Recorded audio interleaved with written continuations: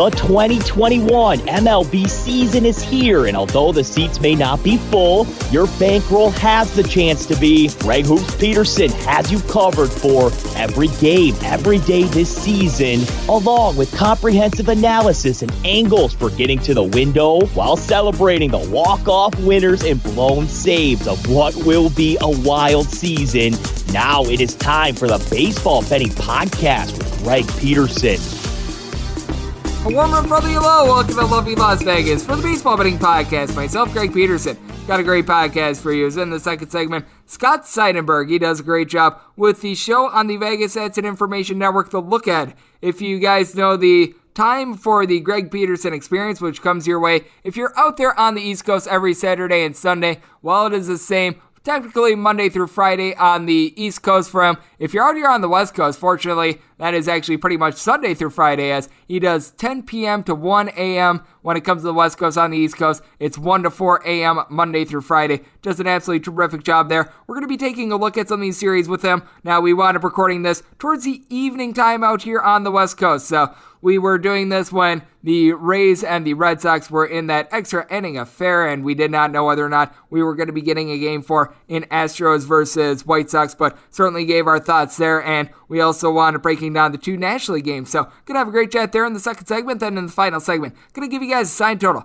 on every game on the betting board for this Monday, and a little something I like to call touch them all. First things first, always love to be able to answer your Twitter questions on this podcast, and you've got one of two ways to be able to fire those in. First one is my Twitter timeline at JRensCordy1. Keep in mind, letters EM. Name me does not matter, so as per usual, please do send these into the timeline. Other ways, find an Apple Podcast review. If you rate this podcast 5 stars, it is very much appreciated, and then from there, you're able to fire whatever you'd like to hear on this podcast. Find that 5-star review. Did not wind up getting in any Twitter questions today, but we did wind up having a great day of baseball on Sunday, so let's take a look back at it. Tried to find some trends and try to get to know these teams a little bit better. What happened yesterday? Let's go around the bases and find out. It was a 13-inning affair between the Boston Red Sox and the Tampa Bay Rays, but in the end, it was the Bo Sox who wind up getting the job done by a count of 6-4. Just an absolutely insane game as the Rays wind up putting up a 2-spot in the first inning courtesy of an Austin Meadows home run off of Nathan Eovaldi. And by the way, the Red Sox, in games in which Nathan Eovaldi pitches in the postseason,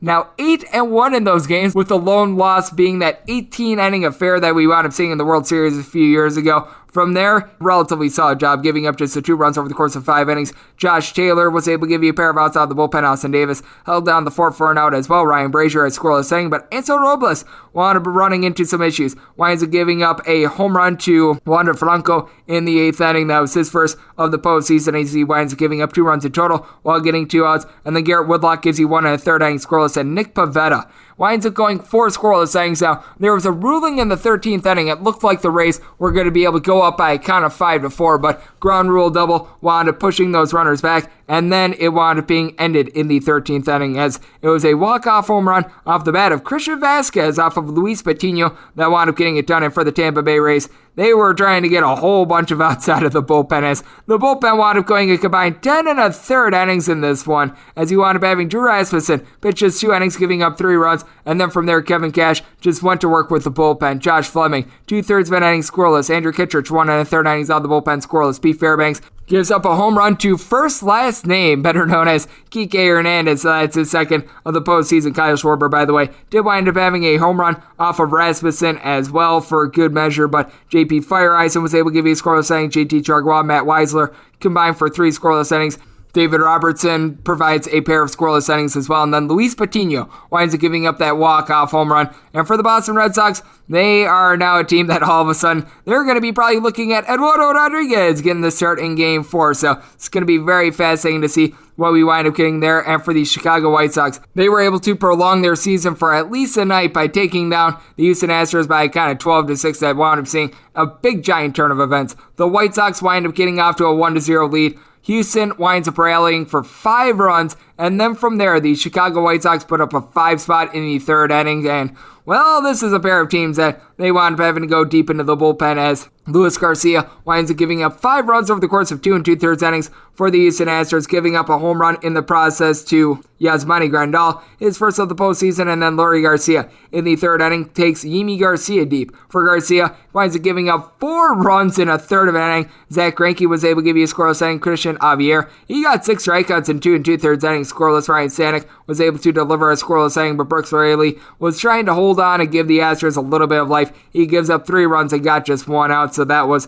a little bit tough. Kyle Tucker got his second home run in the series that came off of Michael Kopech, as for the White Sox, they had to wind up getting in this one a grand total of 22 outs from the bullpen. Dylan Cease gives up 3 runs in 1 2/3 innings. Kopech gives up that home run 2 1/3 innings. He gives up 3 runs. Everyone else lights out. Liam Hendricks, a scoreless inning, only going 10 pitches. Craig Kimbrell used for 4 pitches. He got an out of the bullpen. Aaron Bummer, 1 2/3 innings. Ryan Tepera, 2 scoreless innings. So you wound up getting a pair of home wins, and you wound up getting a pair of overs in baseball on Sunday. And if you're looking overall, home teams throughout this postseason have been able to do a relatively solid job. They are now 9-3 straight up, with all but one of those wins coming by multiple runs. If you're taking a look at overs and unders, we have now seen 6 overs and 6 unders, so things are about as even up as it gets there. And it's going to be very intriguing to see what happens moving forward, because home favorites right now are 7-2, so they've been able to do a solid job, and home underdogs 2-1 as well. So that's what we wound up seeing in Major League Baseball on Sunday. Now let's turn the page forward to Monday. As we were doing this, there was a little bit of a lack of clarity out there in the American League, but myself and Scott Seidenberg did a great job. We'd be able to provide a little bit more, I guess you could call it, depth and clearness when it comes to that. Also wound up diving into the National League Divisional Series that are going to be starting back up today. So my chat with Scott Seidenberg of the Vegas Stats and Information Network is coming up on the other side right here on the Baseball Betting Podcast with myself, Greg Peterson.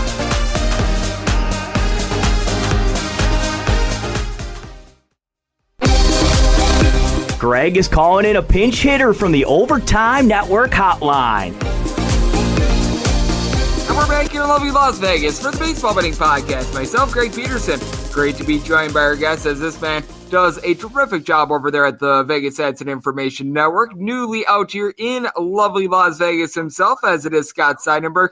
You're able to catch a look at that begins 10 p.m. Pacific, goes into the next day, 1 a.m. He does that technically out here on the West Coast from Sunday through Thursday. If you're out there on the East Coast, it is Monday through Friday from 1 to 4 a.m. So nice and early for you, as to be able to follow Scott on Twitter, you're able to do so at Scott's On Air. And Scott, it is great to have you aboard. Thank you.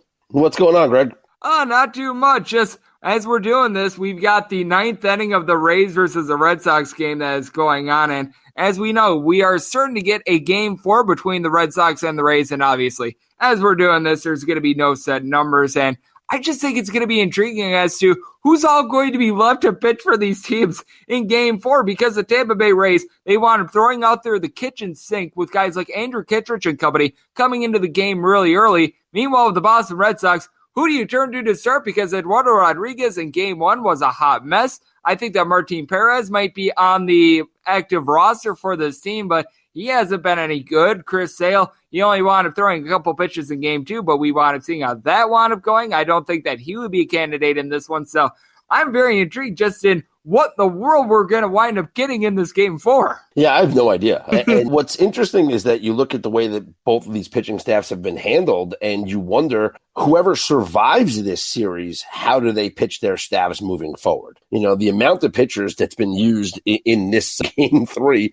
is just insane when you add it up between both teams. And you wonder just how will both managers handle their bullpens and their pitching staffs moving forward. You're getting no length from your starters. I mean, Nathan Eovaldi went 5 innings, and I guess that's considered going deep into the ball game these days. I'm very curious to see how both managers handle their pitching staffs moving forward, whichever team survives this series. Yep, and what I'm very intrigued by is the line that we've right now got in the San Francisco Giants against the LA Dodgers game. As you've got Scherzer against Alex Wood, we do know that this one is going to be all set, and I do recognize that Max Scherzer has been undefeated ever since going to the LA Dodgers. His team is 12-0 in his starts, and I felt like the Dodgers should be a hefty favorite in this spot.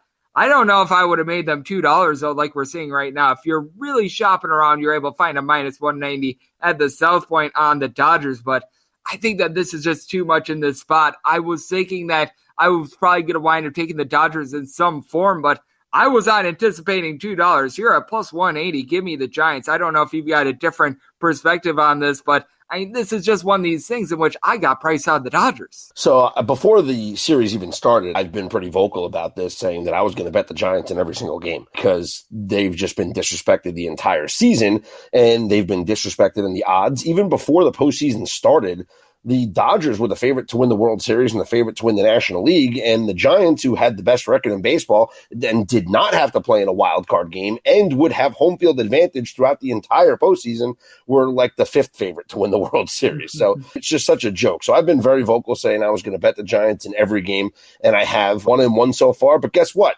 I'm still up because they were plus money in both games. So I'm going to continue to do it here in game 3. What's interesting, though, is that the run line is not heavily juiced. Now, it was minus 180 in the first game, and I did lay the juice, and thankfully they won. I played both the money line and the run line. I think I might do the same here in this game, play the money line and the run line. The Giants this season, Greg, during the regular season, were 44-13 on the run line as an underdog. So anytime they were plus a run and a half, they were 44-13. They covered in 44 out of 57 games. They're 1-1 here so far in the postseason. Obviously, they did not cover the 1.5 run line in game 2, but they did by winning outright in game 1. I think this game is a good candidate. We saw, and I had it, so you feel my pain, but the Cardinals against Max Scherzer, and they should have covered that 1.5 run line, if not for the Chris Taylor 2-run home run in the bottom of the 9th. I think the Giants do keep this one close with the Dodgers.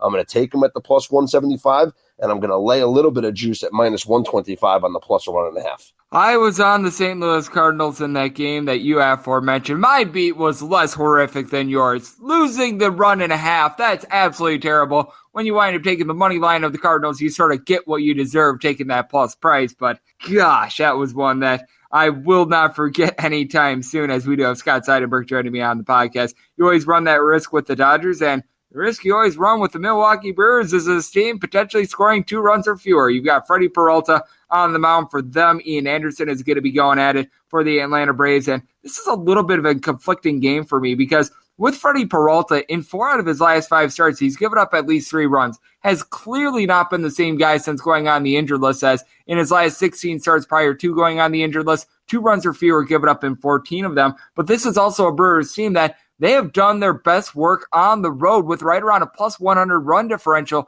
on the road compared to a 4 at home. So I think that this is an interesting spot.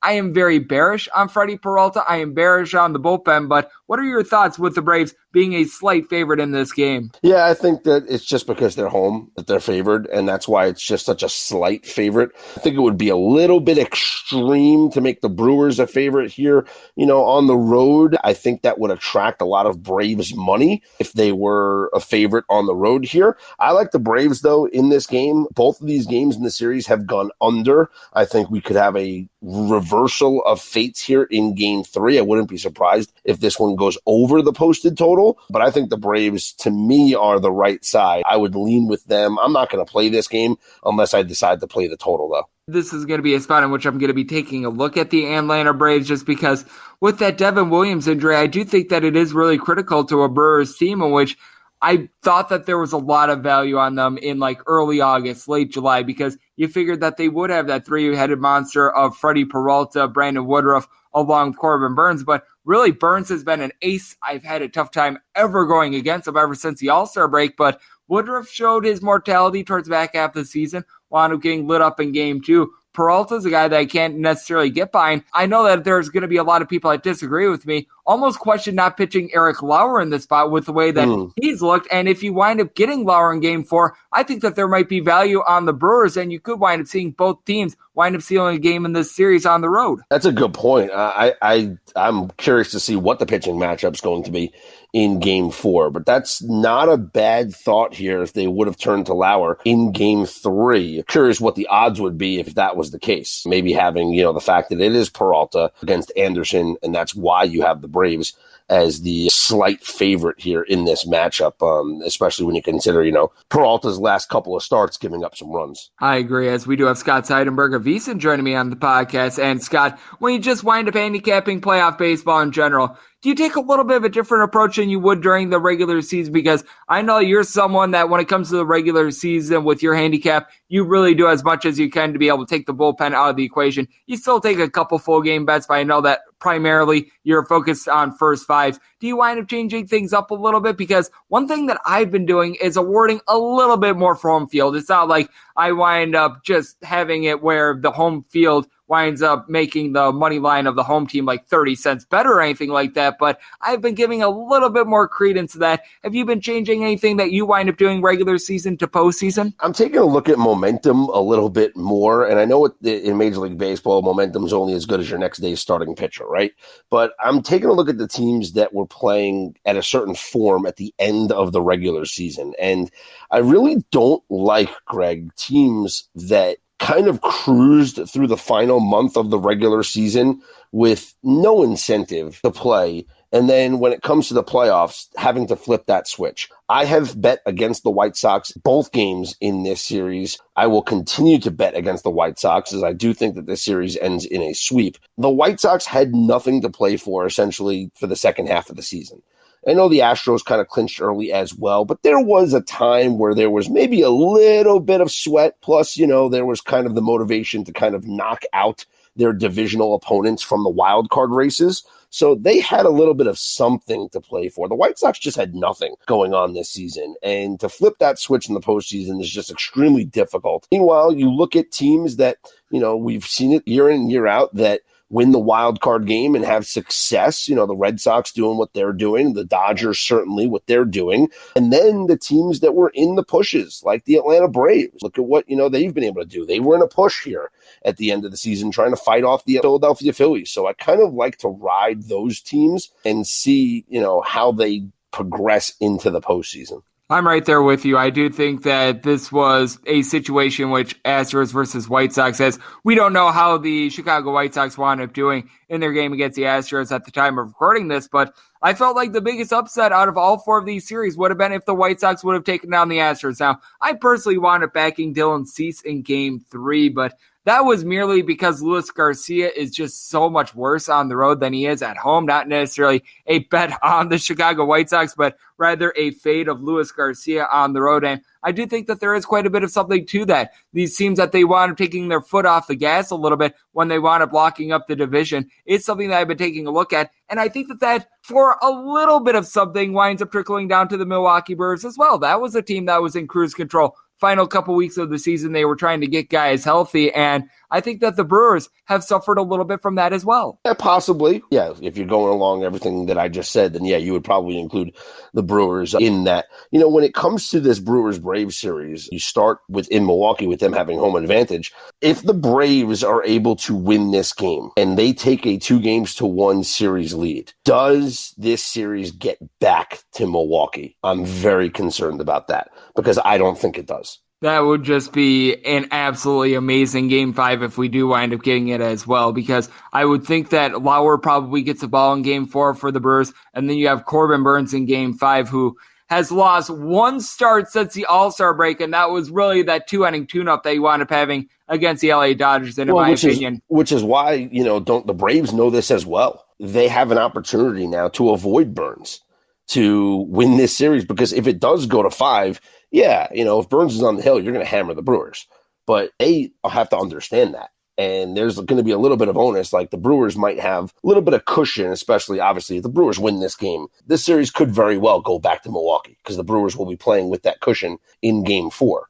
If the Braves win this Game 3, it's blood in the water, and they got to just close it out in Game 4. I'll be very curious if in Game 3 you wind up seeing Ian Anderson get on a little bit of danger and say, like, the 4th inning, it's a 2-2, 3-2, something like that game. If the Atlanta Braves have played the same strategy we wound up seeing with the Tampa Bay Rays yesterday, in that they just dump out there the kitchen sink, they completely empty the chamber. If their chamber goes empty, they just wind up going to hand-to-hand combat, and they just hope to try to find any way humanly possible to claw that one out. That will be very intriguing. And Scott, I know you're going to be doing a great job of covering this and so much more over there on The Look Ahead. You do a great job when it comes to day in and day out taking a look at baseball. You've been doing a great job of taking a look at all forms of football. I know you're getting geared up for the basketball season as well. You do a little bit of everything. So love the good people at home. Know they're able to follow you on social media and just everything you've got going on The Look Ahead and other things that you wind up doing. Yeah, just, follow on Twitter at Scott's On Air, SCOTTSONAIR. And as Greg mentioned, every Sunday night through Thursday night at 1 a.m. Eastern Time, 10 p.m. Pacific Time on VSiN, the Sports Betting Network. It is The Look Ahead. And, then when I give way for the weekends, then it's the Greg Peterson Experience on Fridays and Saturdays. So you want to make sure that everyone just stay up late and just listen to both of us and watch both of us, because you'll probably win some money if you watch those shows. Absolutely. And what I always say is I will sleep when I'm dead. So don't you worry about that. It is always a great experience. Pretty much now Sunday through Saturday on the Vegas Ads and Information Network, very late extended hours. And myself and Scott are very happy to be filling the void there, being able to give some good information when it comes to late nights on the Vegas Ads and Information Network. And Scott, doing a great job. If you're out there on the East Coast, Monday through Friday. If you're out here on the West Coast, technically Sunday through Friday, because it trickles into 6 days. So you've got that going for you. Scott always does a great job on this podcast as well. So big thanks to Scott Seidenberg for joining me right here on the Baseball Betting Podcast. And coming up next, it is that time of the podcast to give you a sign total on every game on the betting board for this Monday, and a little something you like to call Touch 'em All. Welcome back to the Baseball Betting Podcast with Greg Peterson, as we're off to a quality start, and now it's time to walk it off in a grand fashion. And we're back here in lovely Las Vegas for the Baseball Betting Podcast. Myself, Greg Peterson. Fantastic to be able to get Scott Seidenberg on the podcast. He's doing a great job over there with the Vegas Ads and Information Network. You are able to catch the Look Ahead anywhere from 10 p.m. to 1 a.m. Eastern Time is where it winds up starting up. If you're out here on the West Coast, it is 10 p.m. to 1 a.m. If you're out there on the East Coast, 1 to 4, doing an absolutely terrific job there. So, big thanks to him. Now it is that time of the podcast to give you a sign total on all 4 games on the betting board for this Monday, and a little something I like to call Touch 'em All. If a game is listed on the betting board, Greg has a side and a total on it, so it is time to touch 'em all. Do note that, as per usual, any changes that are made to these plays will be listed up on my Twitter feed at G_D1. I'm sure, as you can imagine, with how late the game between the Astros and the White Sox wound up going, we really do not have any set starters here. We know that Carlos Rodon is going to be going for the White Sox, so I'm really going to be having a little bit more subject to change with that one. But with that said, we are going to be having some fun with it, and we've got 4 games to be able to take a look at today. So nothing better than that, as we do begin with 9:51, 9:52 on the betting board. The Milwaukee Brewers hit the road face-off against the Atlanta Braves, as Ian Anderson is going to be towing the rubber for the Bravos, and Freddie Peralta is going to be on the bump for the Brew Crew with the Brewers. You're going to be finding them anywhere between a -105 and a +104. Meanwhile, if you're taking a look at the Braves, it's anywhere between -107 and -115, with 8 being your total. Unders anywhere between -110 and -115. The over is anywhere between -105 and -110. And I want to say the Braves is more around a -135 favorite. I've been mentioning it quite a bit. I just don't like the recent form of Freddie Peralta. 3+ runs given up in 4 out of his last 5 starts prior to going on the injured list. 2 runs or fewer given up in 14 out of his last 16 starts. So that is something that is a little bit of a red flag for me. And then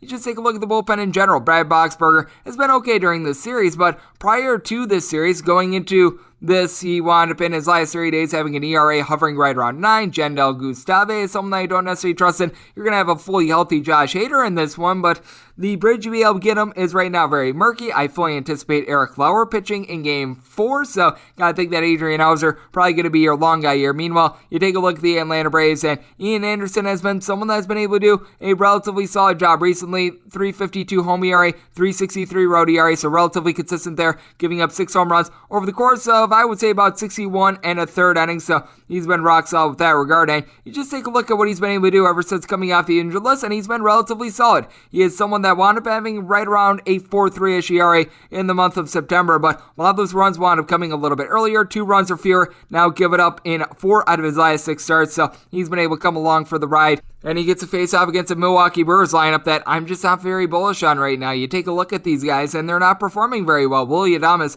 has been absolutely amazing for the Brewers all season long, but you can tell that he's dealing with a little bit of an injury. We were talking with Matt Pauly about this a week and a half ago on this podcast. He is not 100%. Christian Yelich just has not been right all year long. A single-digit amount of homers. Colton Wong during the regular season hit right around 275, but he wore down a little bit towards the back of the season. Obviously, Garcia, someone that has had 29 home runs so far this year. And Luis Rodriguez has been able to do a solid job in the series. And you just take a look at him over the last 3 days in general. He has been relatively solid for the team. He's been hitting right around a 383 with regards to the on-base, more like a 250 batting average, but he himself has gone into a little bit of a funk with the deep ball. And then with the Atlanta Braves, you've got a quadrant of guys who have been able to give you at least 30 home runs so far this year. Austin Riley, Adam Duvall, Freddie Freeman, along with Ozzie Albies. So all these guys have been rock solid. Even the 8-hitter in Dansby Swanson, 27 home runs, 250 batting average, and this Braves bullpen ranks in the top 6 with regards to ERA ever since the All-Star break. AJ Minter, Tyler Madzik, these guys have been relatively rock solid. I take a look at someone in Jesse Chavez, who's got a 2.14 ERA, and he has been highly reliable as well. So I do think that the edge is to the Atlanta Braves here in this spot. Like I said, set them as right around a -135. With the Brewers struggles, I think we're going to get a little bit of a lower scoring game. Set this total at 7.6, so going under on the 8, and I'm going to be going with the Atlanta Braves. 953, 954. We've got the Houston Astros on the road against the White Sox. You've got Carlos Rodon, who's going to be going for the White Sox. We just have no idea who's going to be going for the Astros. We have no prices just because as I'm doing this, you have Game 3 wrapping up as I speak. But with the Houston Astros, gotta figure that when it comes to the starter, you're not going to be able to get Zach Greinke out there because he wound up coming in long relief. So this is a situation which I think that you're going to be getting Jose Urquidy, and if you wind up getting Urquidy against Rodon, I'll be probably setting a similar line to what I wound up doing in Game 3. I'm going to be setting the White Sox probably in that -128 to -130-ish range, somewhere in there. You take a look at Jose Urquidy, and he's been relatively solid for the Astros throughout the season, but he is a pitcher that he does get a little bit better at home than he does on the road. 3.35 home ERA compared to more like a 3.86 ERA on the road. And the big thing with him is that his walks just elevate when he's on the road. When he's on the road, his walks per 9 rate this year was right around 2. At home, it was right around about a 1-ish. I mean, he was absolutely superb with that regard. But throughout his career, strikeout to walk rate on the road, hovering right around 3. At home, it's north of 8. So that is something that comes into mind for me. Now, with the White Sox, they did wind up burning up so many of their bullpen pieces. Dylan Cease was unable to get out of the second inning. So for the Houston Astros, despite the fact that Luis Garcia was only able to go 2 2/3 innings, they actually do have a little bit of an edge there. Their super reliever as well, and Christian Javier along with Michael Kopech of the White Sox both wound up getting burnt up. You can conceivably bring back Yimi Garcia and Ryan Stanek in this game, so got to think that Kendall Graveman is going to be seeing at least an inning here for the Houston Astros. And with the Astros, you do have a rock solid lineup. Yordan Alvarez, Carlos Correa, Kyle Tucker, Jose Altuve, all during the regular season, at least 26 home runs, at least a 270 batting average. But the White Sox, there are a bunch in which their home runs per at-bat rate goes up by about 25% when they are at home. You've got Jose Abreu, who has been able to do a rock-solid job for this team all year long during the regular season. He was second in RBI with 117 30 bombs. Tim Anderson and Luis Robert both during the regular season at above a 300. In this series, they're both hitting above a 400, so they've been able to come along. Yasmani Grandal, ever since coming off the injured list, has been one of the best hitting catchers out there in baseball. Yoel Moncada has been solid as well. For the White Sox, you do have a little bit of a question mark when it comes to the bullpen, but Liam Hendricks is a bullet that should be used in this one. Craig Kimbrell did not wind up having his pitch count elevated as well, so that is something that is going to be very beneficial. Like I said, I am assuming that it's going to be Carlos Rodon against Jose Urquidy. I gave you what I got on Urquidy, and when you take a look at Mr. Carlos Rodon, I do recognize that there have been a little bit of injury concerns with him, but I take a look at his last couple starts of the regular season, and he didn't look bad. He wound up having a little bit of hiccup against the Detroit Tigers on the 20th of September, but they were really going to be gauging his postseason workload based on how he wound up pitching against the Cincinnati Reds on September 29th. 5 scoreless innings, giving up 1 hit and 2 walks. He looked really good in my opinion,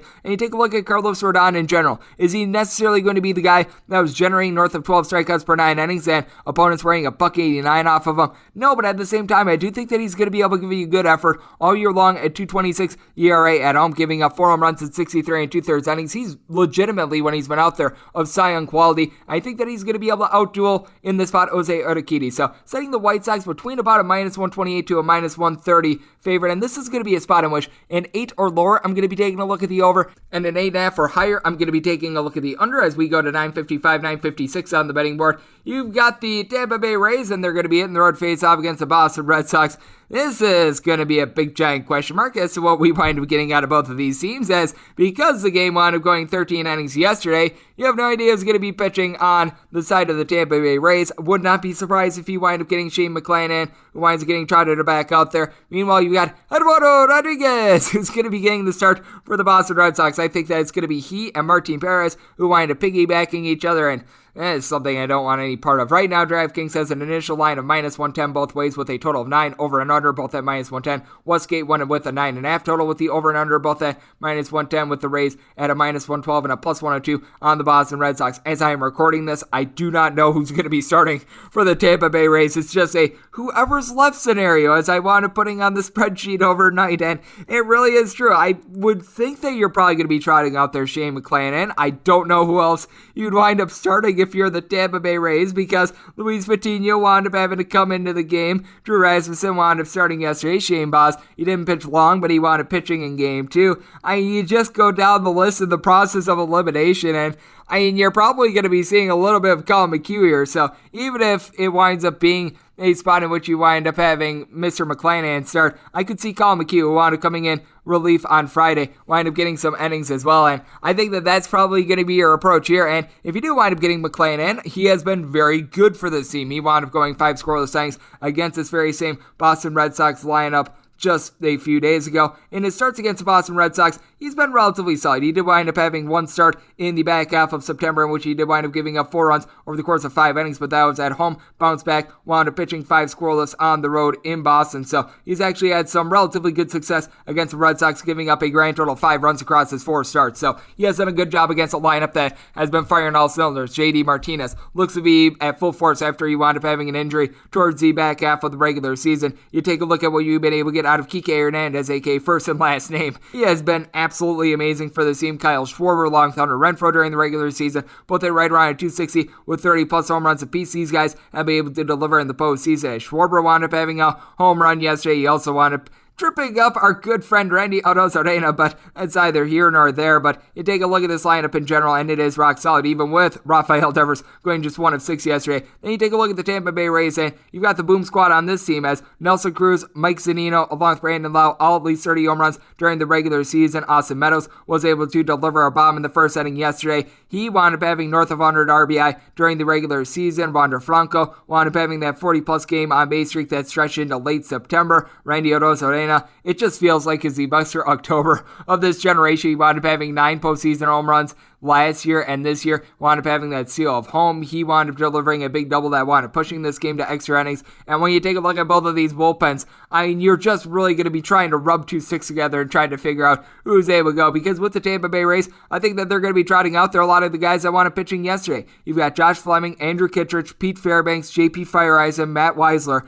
all guys that wound up throwing under 20 pitches along with Luis Patino. JT Chargois was at 20 pitches. David Robertson is going to be burnt up. And then for the Boston Red Sox, Adam Ottavino did not wind up coming into the game yesterday. Along with Matt Barnes, they have not necessarily been too trustworthy, but because Austin Davis, Josh Shaler, Ryan Brazier all wound up going 11 pitches or fewer, you got to figure that these guys are going to be candidates. If you do wind up getting McClanahan versus Eduardo Rodriguez, I'd probably be setting the Rays as right around a -120-ish favorite, and this would be a spot in which the 9.5, I would certainly be taking a look at the under, and for that matter, I'd probably be taking a look at a 9 under. It would be a case in which an 8.5 or lower, I'd be taking a look at the over, and a 9 or higher would be taking a look at the under. But if the Rays wind up going elsewhere, that is a little bit subject to change. And wrap things up with my New Year post play of the day, 9:57, 9:58 on the betting board. The San Francisco Giants hit the road to face off against the LA Dodgers. Max Scherzer is going to be going for the Dodgers, and you've got Alex Wood on the bump for the Giants. Your total on this game is 7. The over is anywhere between -115 and -120. Unders between even and -105. The Dodgers are big giant favorites in this spot. You're finding them anywhere between a -195 and a -210. Meanwhile, with the Giants, anywhere between +175 and +185. And I was fully expecting to be taking Max Scherzer in this spot, but I was only willing to go up to about a -170 or so. I see value on the San Francisco Giants once again. You got to figure that this is going to be a little bit of an out for blood game for Alex Wood, because as we remember, he wound up beginning his career with the LA Dodgers, so you've got a little bit of chip of emotion there. And the Dodgers, they have been 12-0 in Max Scherzer starts, but the last few of these have been a little bit more fortunate, because with Scherzer, he winds up going 4 1/3 innings in that start against the St. Louis Cardinals. he wound up in his previous 2 starts of that, giving up a combined 11 runs against the San Diego Padres and the Colorado Rockies. Team was able to excel in those two because they have given him at least 4 runs of support in every one of his starts aside from that game against the St. Louis Cardinals. Meanwhile, you've got a guy in Alex Wood that has actually been relatively effective recently. You take a look at what he was able to do in the month of September, a .38 ERA. Did not wind up giving up a single homer. He only wound up giving up 2 combined runs now. He only wound up pitching 13 innings in the month of September, so let's just make that clear. But at the same time, this is also a man that has now given up 2 runs or fewer in each out of his last 5 starts. He certainly has been an up and down guy, but he is certainly on the up and up right now. He has been struggling a little bit with the Dodgers, a .476 ERA during the regular season, but he is backed up by a lineup that is absolutely masterful for the San Francisco Giants now. No doubt, not having Brandon Belt in the lineup, that is hurting them a little bit, but at the same time, you've got so many guys that have been able to deliver at least 18 home runs for you. Chris Bryant, Lamonte Wade, Mike Yastrzemski, Brandon Crawford, Wilmer Flores, list goes on and on. Then you've got Darren Ruff being able to give this team some very good at-bats. And for the LA Dodgers, keep in mind that they're going to be without Mr. Max Muncy in this game. Now, you've got the Turners. Trey Turner down for what and Justin Turner down for what? Both of these guys, Mookie Betts, you're able to throw in there AJ Pollock, Will Smith, even Chris Taylor during the regular season, all at least 20 home runs, all at least a 250. And then you've been able to get some really good performance recently out of Corey Seager. Seager, over the last 3 days, has been hitting like a 350, despite the fact that he's had a couple struggles here in the postseason. He has been rock solid, but I do question the Dodgers bullpen a little bit. They're going to be looking to big innings out of guys like Alex Vesia along Phil Bickford if you wind up having a repeat of what we wound up seeing out of Mad Max in his start against the St. Louis Cardinals. And also keep in mind with Max Scherzer, if you're someone that you like taking the yes on a run in the first inning, that seems to be where he really gets into the most trouble. I mean, I don't know how and I don't know why, but first time through the lineup, Max Scherzer has not necessarily been so effective as opponents are hitting only about a .86 off of him first time through the lineup, but he also gives up 10 out of the 23 home runs so far this year, first time through, and it's not one of these cases in which he's not going through a second, third time. That's about 35% of the at-bats that he winds up having throughout the season being the first time through the lineup, and about 40% of the homers. So that is something that I actually do take a look at a little bit when it comes to Max Scherzer. He probably gives up a run or two early, and then he settles down. But all in all, I take a look at it. You do have the best 2 bullpens in the big leagues with the San Francisco Giants. Jarlin Garcia, someone that I like for the team. Kervin Castro has been rock solid. Dominique Leon had a sub-2 ERA during the regular season. And the New York Post play of the day, as I wanted making it, is the under, because I want him setting the total at 6.3. I think that Max Scherzer gives up that run or two in the first inning, and then he settles down from there. I think that Alex Wood is going to be able to deliver a masterful performance as well. So the New York Post play of the day is going to be the under. I'm also going to be taking the plus price here with the San Francisco Giants, and that will wrap things up for the Baseball Betting Podcast on this Monday. A big thanks to our good friend Scott Seidenberg over there with VSiN joining me in the last segment. If you like what you're hearing from this fine podcast, the Baseball Betting Podcast with Greg Peterson, you're able to subscribe wherever you get your podcast. Apple Podcasts, Google Play, Spotify, Stitcher, and TuneIn. If you got a question, comment, segment idea, what have you for this podcast, you've got 1 of 2 ways to be able to find these in. First one is my Twitter timeline at JarenSquirty1. Keep in mind, letters EM, they mean does not matter. So as per usual, please you send these into the timeline, and the other way is via an Apple Podcast review. If you rate this podcast 5 stars, it is very much appreciated. And then from there, you're able to fire in whatever you'd like to hear on this podcast via that 5-star review. Do appreciate you guys tuning in every single day, and I'll be coming at you guys every single day throughout the baseball season, which means I'll chat at you once again tomorrow. Thank you so much for tuning in.